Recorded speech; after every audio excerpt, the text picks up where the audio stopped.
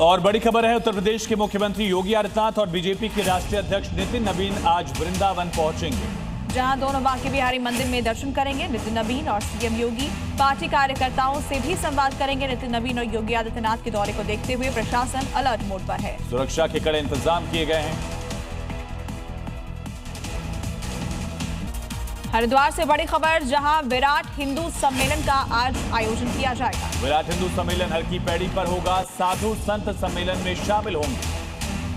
तो इसका मकसद सनातन चेतना को जागृत करना है।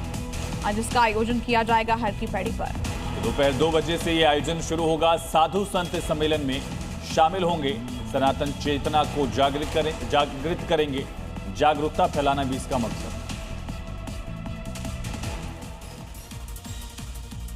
ऑल इंडिया इमाम एसोसिएशन के अध्यक्ष मौलाना साजिद रशीदी और विवादों का पुराना नाता है। इस बार मौलाना रशीदी ने तो हद ही कर दी है। इस मौलाना ने दिखा दिया है कि वो हिंदू लड़कियों को लेकर क्या सोच रखता है। इन्हें लगता है कि धर्म छिपाकर हुए धोखे के लिए वो खुद जिम्मेदार हैं। खुद को मुस्लिम धर्मगुरु कहने वाले मौलाना साजिद रशीदी की सोच देखिए। इन्हें लगता है कि धर्म को छिपाकर धोखा देने वाले मुस्लिम लड़के बेकसूर होते हैं। लव जिहाद के मामलों में विक्टिम हिंदू लड़कियां नहीं बल्कि मुस्लिम लड़के होते हैं, क्योंकि काम निकलने के बाद हिंदू लड़कियां इसे लव जिहाद का नाम देती हैं। सोचिए, लड़कियों को लेकर ऐसी सोच रखने वाले मौलाना समाज के लिए कितने खतरनाक हैं, जिन्हें रेप पीड़ित लड़कियां विक्टिम नहीं गोल्ड डिगर नजर आती हैं। यूपी में अवैध कब्जे पर जीरो टॉलरेंस की नीति है। जहां अवैध कब्जा होता है वहां बुलडोजर पहुंच जाता है। बुलडोजर चलाओ, बुलडोजर चलाओ, बुलडोजर चलाओ। हिंदूवादी संगठनों ने इन्हीं नारों के साथ मेरठ की सड़कों पर यहाँ वहाँ बने हुए अवैध मज़ारों के खिलाफ प्रदर्शन किया। सड़कों के बीचों बीच बने मज़ार तो ट्रैफिक जाम के लिए बड़ी समस्या बने हुए हैं, लेकिन कई बार ये कार्रवाई लॉ एंड ऑर्डर के लिए चुनौती बन जाते हैं। मेरठ में मज़ार का ये बवाल प्रशासन कैसे सुलझाता है, देखने वाली बात होगी। अब दिखाते हैं आपको राजनीति से जुड़ी इस वक्त की 5 बड़ी खबरें। कांग्रेस अध्यक्ष मल्लिकार्जुन खड़गे ने केंद्र सरकार पर करारा हमला बोला। उन्होंने कर्नाटक, तमिलनाडु का हवाला देते हुए कहा कि केंद्र ने राज्यों को परेशान करने के लिए राज्यपालों को कठपुतली बना दिया। आरजेडी नेता तेजस्वी यादव ने नीतीश सरकार पर बड़ा हमला बोलते हुए कहा कि लोग परिवारवाद की बात कहते हैं, लेकिन बीजेपी का पूरा मंत्रिमंडल उठाकर देख लीजिए, वहां किस तरीके से परिवारवाद कायम है। पश्चिम बंगाल के बांकुड़ा जिले में बीजेपी नेता के घर में लगी आग ने सियासी घमासान तेज किया। बीजेपी नेता शुभेंदु अधिकारी ने आरोप लगाया, घटना के पीछे सत्तारूढ़ तृणमूल कांग्रेस का हाथ है। प्रशासन की भूमिका पर भी सवाल उठाए। उत्तर प्रदेश में चल रही एसआईआर प्रक्रिया में ड्राफ्ट सूची जारी होने के बाद अब उस पर भी सवाल उठने शुरू हो गए हैं। समाजवादी पार्टी अध्यक्ष अखिलेश यादव ने चुनाव आयोग की निष्पक्षता पर सवाल उठाए। अखिलेश ने कन्नौज सदर विधानसभा में मतदाता सूची में कई खामियां गिनवाई। यूपी विधानसभा चुनाव 2027 की तैयारी में कांग्रेस को जोरदार झटका लगा। पूर्व मंत्री नसीमुद्दीन सिद्दीकी ने समर्थकों के साथ कांग्रेस छोड़ दिया है। उनका कहना है कि अगले हफ्ते नई रणनीति का खुलासा करेंगे।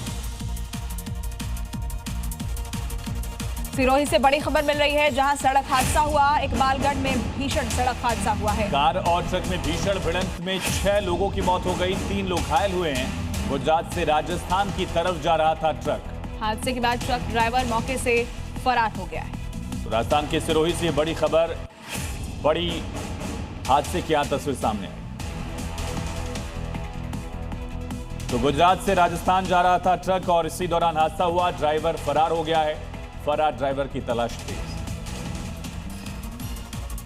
उत्तर प्रदेश में अतिक्रमण के खिलाफ योगी सरकार का बुलडोजर गरज रहा है। गोरखपुर से लेकर अमेठी तक पीले पंजे ने अवैध निर्माण पर ताबड़तोड़ प्रहार किया। यानी यूपी में जहां भी अवैध कब्जा होगा वहां बुलडोजर दिखाई देगा। अमेठी में सरकार ने बस स्टॉप के लिए जमीन आवंटित की थी, लेकिन उसी जमीन पर लोगों ने कब्जा कर लिया। 2 एकड़ जमीन पर लोगों ने घर तक बना लिए थे। जैसे ही प्रशासन को इसकी सूचना मिली, बुलडोजर एक्शन शुरू हो गया और अतिक्रमण हटाना शुरू कर दिया गया। कार्रवाई के दौरान राजस्व, नगर पालिका समेत कई थानों की फोर्स मौजूद रही। वहीं गोरखपुर में रामगढ़ ताल रिंग रोड के किनारे हो रही अवैध प्लॉटिंग को लेकर पूरी तरह से अब ध्वस्तीकरण की कार्रवाई की गई। कार्रवाई सीएम योगी के दौरे से पहले की गई है। 26 जनवरी को सीएम योगी ताल रिंग रोड का निरीक्षण करने पहुंच सकते हैं। पूरे उत्तर भारत में कड़ाके की ठंड का खतरनाक दौर शुरू हो चुका है। हिमाचल, उत्तराखंड, जम्मू कश्मीर में मौसम के बदले मिजाज ने लोगों की मुश्किलें कई गुना बढ़ा दी और पारा इतना गिरा कि खून तक जम जाए ऐसा महसूस हो रहा है। पहाड़ों पर हो रही बर्फबारी के चलते कहीं सड़कें बर्फ की चादर में दब गई हैं, तो कहीं वाहनों के पहिए थम चुके हैं। अनंतनाग से सामने आई तस्वीरों में चारों तरफ बर्फ ही बर्फ नजर आ रही है। जंगल सफेद चादर से ढक चुके हैं।